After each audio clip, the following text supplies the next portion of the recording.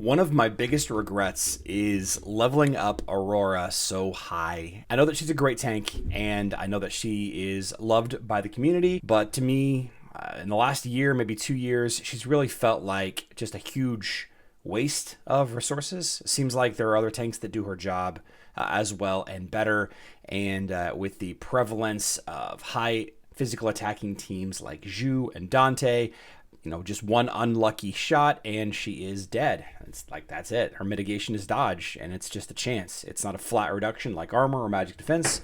And yeah, there's a lot of Zhu, there's a lot of Dante, and there's a lot of really big hitters. And can't forget about Iris. Pretty much hard counters her. Any tank, really, though, to be honest. And it's just led to this whole situation that I've just been really, really upset about my personal investment in this. But I think that's going to change in the next month or so. It's only a game. Why you have to be mad?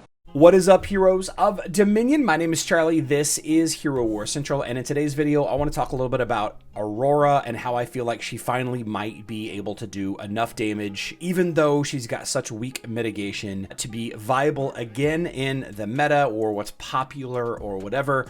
Before we get any deeper into this, I know this is probably going to ruffle some people's feathers, but my personal experience with Aurora is, while she is a fine tank, she does things well, dodge buff for the whole team, has some great self-protection in high dodge and rainbow halo.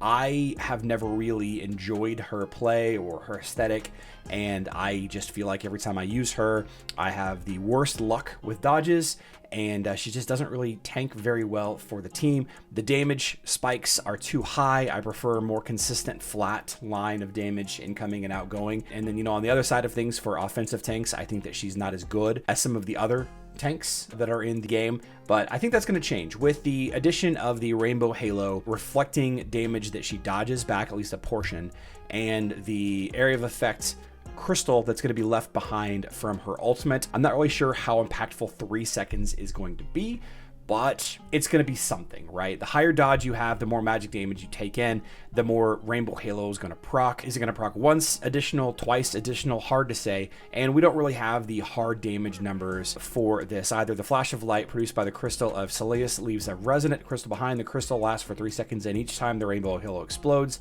an additional explosion occurs around the crystal. My assumption is the additional explosion is the same effect, the same magnitude of the crystal of Celius itself, which has a 50% damage reduction of magic attack. 50% magic attack modifier plus 5,200, which is pretty nice. She's got a 32,000 damage hit. Right? It's okay, I suppose. Its area of effect hits the middle of the enemy team, and magic damage in this dodge popularity contest that we call our meta is always nice. But in today's video, I'm telling you all that I think that I'm going to take another look at Aurora. I'm really excited about the state of tanks right now. I think that most tanks are viable, and I think that I'm kind of jealous of all those people that I want to say accidentally leveled up Galahad too far. I think Galahad is going to have some great opportunities in 2024 with his ascension and his rework. I kind of wish that I'd leveled him up. And of course, the newer tanks, Julius and Mushy and Shroom, fantastic. Astaroth might be my favorite tank. He hasn't been great in a long time. his ultimate's kind of a waste, but he does his job, staying alive and being at the front of the line. So I keep using him, and I don't think that's going to change. I think that Corvus is who I'm using basically all the time now, and I've been leveling up Mushy and Shroom on the side. But I think, I'll give Aurora another look. So I got this far, and Piercing Gaze is one of these super expensive items, just super expensive. I made the decision to decide to stop investing into Aurora. I think halfway through Red 2 here, and I was just like, man, I just need to finish her. I just need to finish it. So I can say that she's done. And unfortunately, I leveled her all the way up to 5th tier Ascension. And again, really unhappy about that. I really feel like I should have used those tanking resources on other tanks instead, that are more consistent for me, at least. But I think, like I said, I think that's all going to change. And I thought that today I would go ahead and buy one of these Piercing Gazes. It has been a long time that I've considered putting any effort into Aurora. But with, like I said, with these changes, I'm going to go ahead and finish her off, at least her red color rank. Now, the unfortunate thing is she's not quite maxed yet. I got all these artifacts that I have to spend.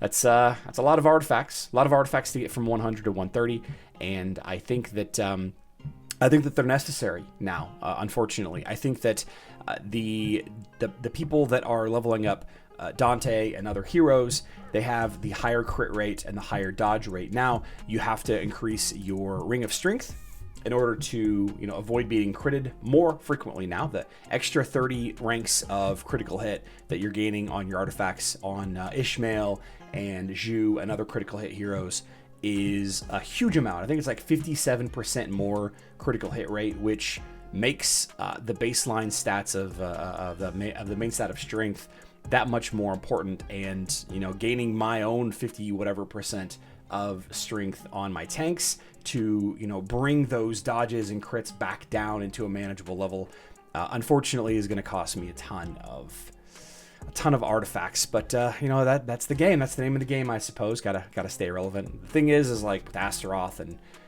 Corvus and all of that, there's built-in mitigation things elsewhere and helpful heroes that you always pair with them. It's just like with her with such low health and armor, it's hard. Maybe I have to level up Aiden to keep her alive. And then of course the dodge artifacts to keep her alive, the same deal. Get those dodge stats higher up because she was dodging a lot before, and now she's going to be dodging a lot less. All right, 50% or so on these two artifacts, or whatever it ends up being, is a problem whenever you're going up against enemies that have their maxed main stat and are going to be dodging. You're going to be dodging them way less frequently. So like I said, I do think that she's going to have some opportunity here in 2024, and a lot of people are telling me to give her another shot. So I thought that I would. Again, this wasn't intended to ruffle anybody's feathers.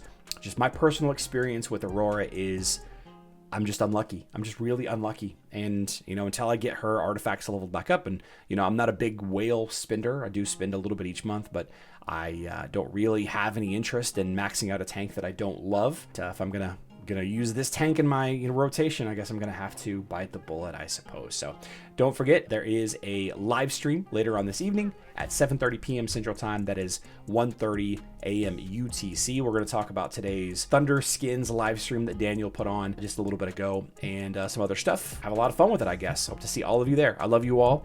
Good luck in Dominion.